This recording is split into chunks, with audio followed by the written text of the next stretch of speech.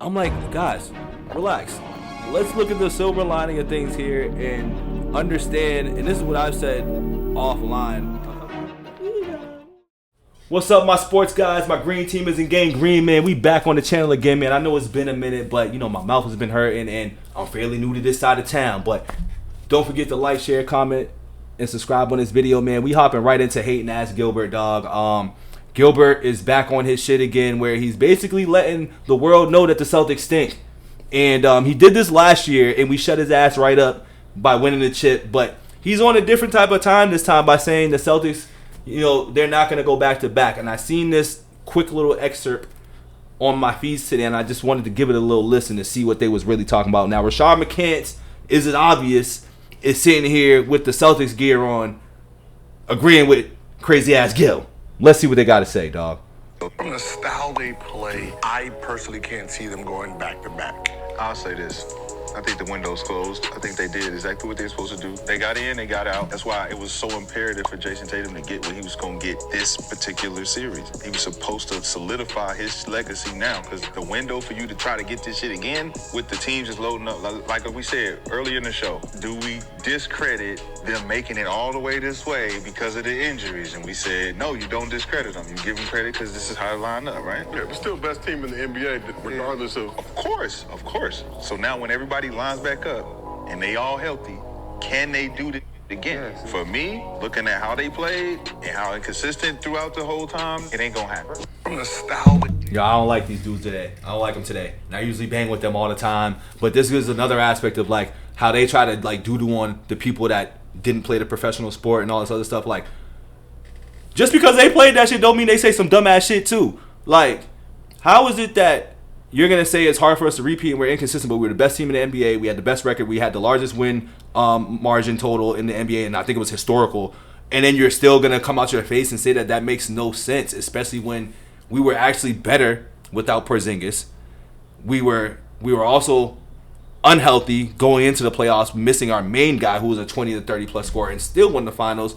And then on top of that, I think he made a point stating that when everybody's healthy again. So when the season resets, like, do we just turn the injuries off? Do we turn the injury settings off this time versus any other year? Because last time I checked, every year, somebody, main pieces, key pieces, whatever, dudes are getting hurt every year in the playoffs. So I hope you know that, like, if we get back to that point again and y'all have this same narrative, I want to understand how, like, y'all gonna defend that and go back to that. Cause I'm gonna save this.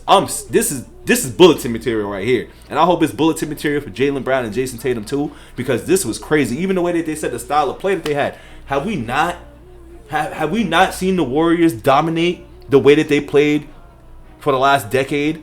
You know what I'm saying? It felt like, you know what I'm saying? Did we not watch them sorry, it was probably like 7 years, but like, did we not watch that dominance, bro, with that style of play, run and gun, three ball? And they were a lot different. They were kind of like the beginning of what we're seeing now. And we just magnified it to a level where we have all that all around. You know, that team back then, they didn't have that. And the teams are trying to catch up to us. And that's another thing. When he said all these teams are loading up, where, Rashad? Where are they loading up at? Only team that's really loaded up in the East that I can say is a threat, air quotes on the threat, is the Villanova Knicks. You know what I'm saying? Like, and even then, it's kind of, with the Knicks, dog, they remind me of us, you know, a few years back when we had IT. You know what I'm saying? And, like, you get these role players that fill the void around, and, like, they just fit good around the smaller guy. But I've seen that story before, dog. And, like, I also, no offense, how are the Knicks going to survive a whole... Until you get rid of Tibbs or tell Tibbs to stop running his guys into the goddamn ground, where are the Knicks going to be? Where are their players going to be by round 2, game 6? You know what I'm saying? When he's playing 6-7 guys 60 minutes.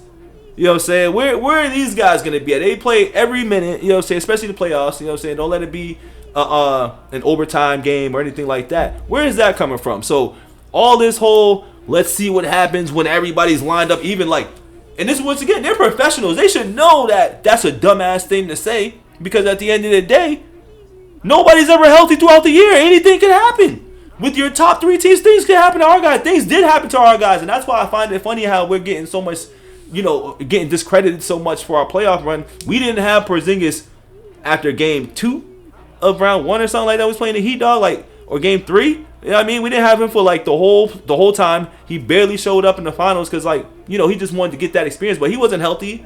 So we didn't have our main guy. We were supposed to, you know, based off of how everybody talks about us and talks about the Jays, we were supposed to lose when we didn't have Porzingis in it. We supposed to be watching the Mavericks celebrate. So I'm not a big fan of that narrative, man. I know that, you know, they tend to hate on the Celtics a lot, and I don't even know his day. I think it's really Gilbert, and then he just influenced everybody. I'm like, yo, they saying with the Boston stuff on, but they bashing about how they not gonna repeat. Like, I know repeating's hard, but also, if you haven't seen my other video, just kind of discussing the road to repeat and just all this motivation that they have the same team. They brought the band back. You know what I'm saying? You have a different type of spark under our main guys' asses. Like, yeah, they could have came into this with the championship hangover, but you don't think they're paying attention and seeing all this?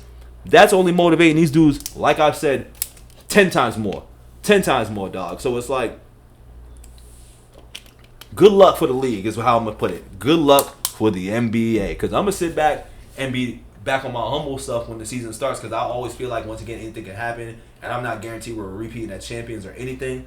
But all of this chitter-chatter that's going on about them right now all summer, in the Olympics and the snubs and all of that, yeah, this is a recipe for repeat. Some R&R, baby.